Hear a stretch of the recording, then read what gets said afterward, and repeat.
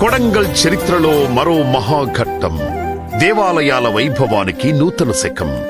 భక్తి, అభివృద్ధి, ఆధ్యాత్మిక మహోత్సవానికి తెలంగాణ ప్రజాప్రభుత్వం శ్రీకారం చుట్టింది. గౌరవ ముఖ్యమంత్రి వర్యులు శ్రీ ఏ రేవంత్ రెడ్డి గారి చేతుల మీదుగా మే 8, 2026 కొడంగల్ నియోజకవర్గంలో 110 కోట్లతో శ్రీ మహాలక్ష్మి వెంకటేశ్వర స్వామి దేవస్థానం పునరాభివృద్ధి నిర్మాణ పనులు భవ్య శంకుస్థాపన కార్యక్రమం.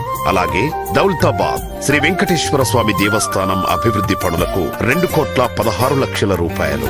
కోస్గి శ్రీ వెంకటేశ్వర స్వామి దేవస్థానం అభివృద్ధి పనులకు 2 కోట్లు. ఆధ్యాత్మికతకు అద్భుత రూపం. కొడంగల్ అభివృద్ధికి స్వర్ణ అధ్యాయం. భక్తుల కలల సాకారం.